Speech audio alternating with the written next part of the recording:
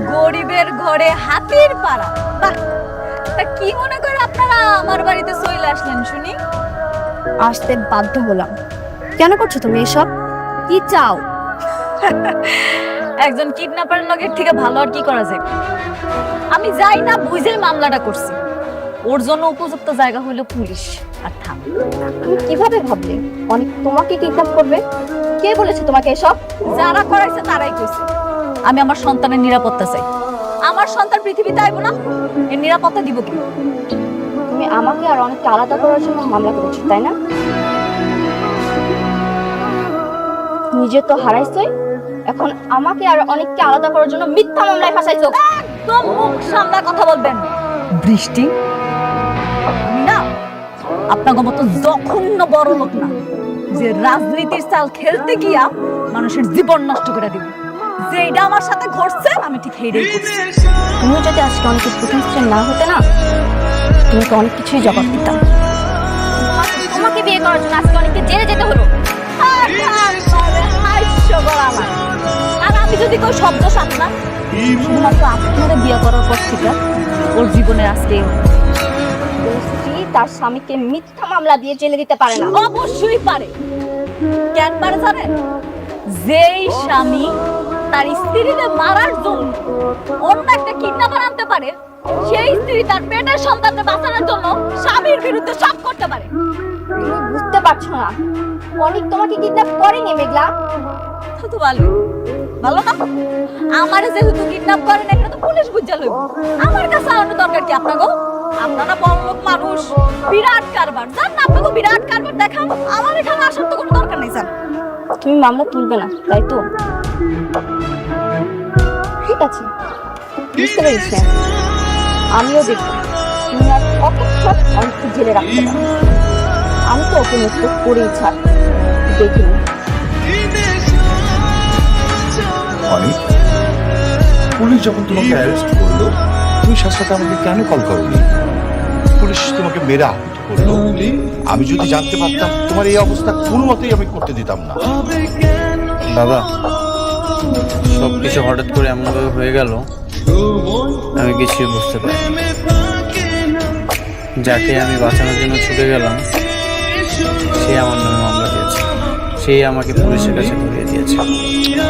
অনেক তোমাকে নিয়ে আমি আর পারছি না।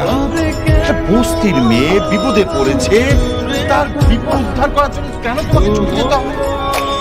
বাবা, আমি ওকে যেতে বলেছিলাম। মানে তুই অনেককে তোর সতীনের কাছে পাঠিয়েছিস? আচ্ছা, যে পাঠালি ওখানে, যদি ওর বড় ধরনের কোন বিপদ হতো? ভেবেছিলাম একা একটা মেয়ে বিপদে পড়েছে, সাহায্য করা দরকার। ও তো যেতে চায়নি, আমিই জোর করে পাঠিয়েছি। এখন বুঝতে পারছি কত বড় ভুল করেছি। সব দোষ হচ্ছে তোর। খবরদার, অনেককে কারো কথায় আর কোথাও পাঠাবি না। অনেক খাও, আর এখন থেকে সাবধানে থেকো। হ্যাঁ, শুন মা, এই থানা পুলিশ মামলা এসব আমাদের জন্য না। এগুলি করলে শত্রুতা বাড়ে।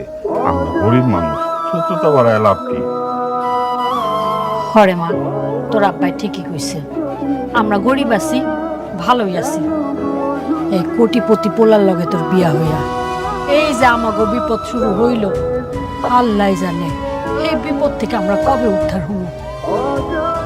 আমি এখন কি করুম তোমরাই কও? কেউ যদি আমার পায়ের পা দিয়ে ঝগড়া করতে আয়ে, আমি কেমনে এমনি ছেড়ে দিব? আমি কিচ্ছু করুম না। না রে মা, আমার মনে হয় না ও তোর কোনো ক্ষতি করবে। যদি আমার কোনো ক্ষতি না করে তাহলে তো ভালো। আব্বা, আম্মা, আমি তো আমার ভালোটা বুঝি, আমার থেকে তোমরা যেটা তো বাইরে মারে আমি কই কি, এক কাজ কর, অনেকের নামে যে মামলাটা করছস ওইটাতে তুলে নি। আর শত হইলো তো তোর পেটের বাচ্চার বাপ। হরে মা, এইটাই ভালো হইব। কি হয়েছে তোমার? তুমি কাঁদছো কেন? কিছু হিসাব মিলাতে পারছি না। যখন মানুষ বিপদে পড়ে তখন আল্লাহকে স্মরণ করে, আর যখন বিপদ কেটে যায় তখন আল্লাহকে ভুলে যায়। মানুষ এমন কেমন? তুমি এসব ভেবে কান্না করছো? একটা মানুষ এতটা অকৃতজ্ঞ হয় কি বলে? মেঘলার কথা বলছো? হ্যাঁ, আমি মেঘলার কথাই বলছি। জানো, আমার জীবনে আমি কখনোই কাউকে ভালোবাসিনি। তুমি আমাকে কতবার প্রপোজ করেছিলে, তাও তোমাকে আমি ভালোবাসি। তোমার প্রপোজাল আমি অ্যাকসেপ্ট করিনি। আমার একটা ইচ্ছা ছিল, আমি যখন বিয়ে করব আমি আমার বউকেই ভালোবাসি, আর তার জন্য আমার সব ভালোবাসা আমি জমা রেখেছিলাম। যার সুখের জন্য, যার ভালো থাকার জন্য আমি এত কিছু করলাম, সে এইগুলোর এই প্রতিদান দিল। আমার এত উপকারের প্রতিদান এত জঘন্যভাবে আমাকে ফেরত দিল। তুমি এইসব ভেবে কষ্ট পেও না। যত ভাববে তত কষ্ট বাড়বে। তুমি ওকে ভুলে যাও। হ্যাঁ, আমি ওকে ভুলে যাই। আমি ওর কথা ভেবে কেনই বা কষ্ট পাবো? তুমি আমার পাশে আছো না, তুমি থাকলে আমার আর কাউকে প্রয়োজন নেই। আমি সারাটা জীবন তোমার সাথে থাকবো। তোমার বিপদে আপদে তোমার পাশে ছায়া হয়ে থাকবো।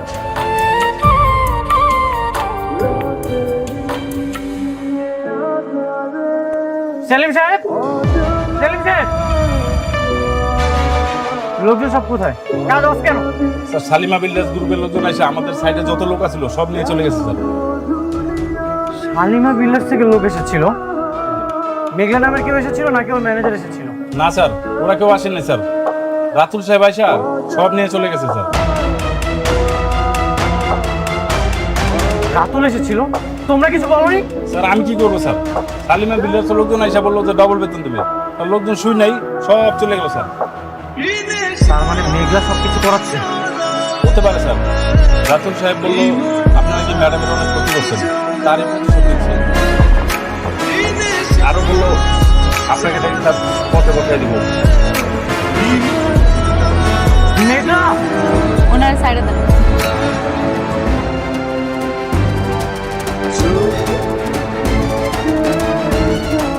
আজ আমার এমন দিন আসলো, তোমার বডিগার্ড আমার কপালে বন্দুক ঠেকিয়েছে। আপনারা যান। আমার জীবনে তোমার মতো অকৃতজ্ঞ মানুষ আমি খুবই কম দেখেছি।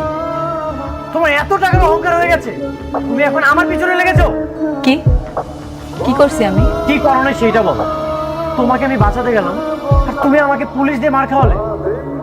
যেই প্রজেক্টটা আমার পাওয়ার কথা ছিল সেটা তুমি রাতুলকে দিয়ে দিয়েছো। অন্যের সন্তান গর্ভে নিয়ে সেই সন্তানের জন্য তুমি আবার আমার নামে মামলাও করেছো। কেন মেঘলা? আমি কি করেছি? তোমার বাবার জীবনটা আমি বাঁচাতে গেলাম, সেটার জন্য তো আমি আরেকটা বিয়ে করেছি। এটা কি আমার অপরাধ ছিল? তুমি আমার সাথে এত কিছু করেছো, আমি কিছুরই প্রতিবাদ করিনি। কিন্তু এগুলো কেন করছো তুমি? কিন্তু আমি তো তোমার কিছুই বলতে হবে না। তুমি আমার এত ক্ষতি করছো, তারপরে তো আমি কিছু করিনি। শেষমেশ তুমি আমার কাজটা বন্ধ করেছো। তুমি আমার সাইট বন্ধ করে আমার শ্রমিক নিয়ে গেছো। তাদেরকে তুমি দ্বিগুণ বেতন পর্যন্ত দিয়েছো। কেন দিয়েছো এসব? আপনার লোক নিয়েছেন? হ্যাঁ, আমার প্রজেক্টের সব শ্রমিক আপনারা নিয়ে গেছেন, আবার তাদেরকে দ্বিগুণ টাকার লোভও দেখিয়েছেন। কেন? দেশে কি আর কোনো শ্রমিক ছিল না? কই, আমরা তো কিছু জানি না। আপনারা না জানলেও মেঘলা সবই জানে। ও খুব ভালো মতোই জানে আমার কিভাবে ও ক্ষতি করতে চায়। একটা কথা মনে রেখুন মেঘলা, সময় কিন্তু পরিবর্তন হয়। ঘড়ির কাঁটা স্থির থাকে, সময় পরিবর্তন হবে।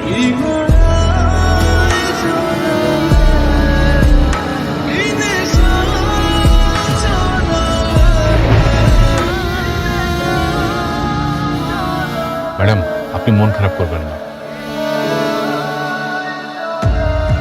ম্যানেজার আঙ্কেল, আমাদের কাজের জন্য ওনার লোকজন আনতে বলছে কি? আমি বলছি? আমি তো বলি নাই। ম্যাডাম ওই কাজটা তো আমরা রাতুল সাহেবকে দিয়েছি। রাতুল সাহেব কোথেকে লোক আনছে সেটা আমরা জানি না। তাহলে আপনি একটা কাজ করেন, রাতুল সাহেবের বইলা দেন উনার এখান থেকে যাতে কোনো লোক নিয়ে আসা কাজ না করায়। জি ম্যাডাম, আমি এখনই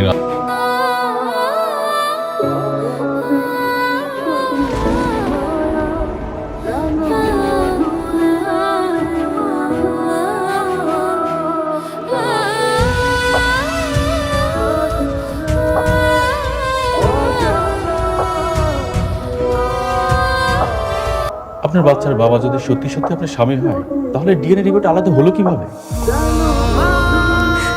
আমি জানি না ভাই, আমি কিচ্ছু জানি না, আমি কিচ্ছু বুঝতেছি না। শুধু এতটুকু বলতে পারি আমি কোনো পাপ করিনি। আমার এই পেটের সন্তান অনেকের। আমি আপনার আবেগ বুঝতে পেরেছি, কিন্তু আইনের কাছে আবেগের কোনো মূল্য নেই। আইন কিছু প্রমাণ, আমার কাছে যে প্রমাণ নাই। এটাই তো সমস্যা। প্রমাণ ছাড়া কিভাবে বোঝাবো যে আপনার সন্তানের বাবা কে? এটা তো অসম্ভব ম্যাডাম।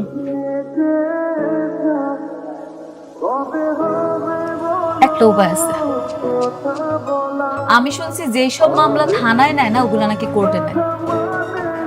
আমি আমার সন্তানের অধিকার আদায়ের জন্য কোর্ট পর্যন্ত যাই।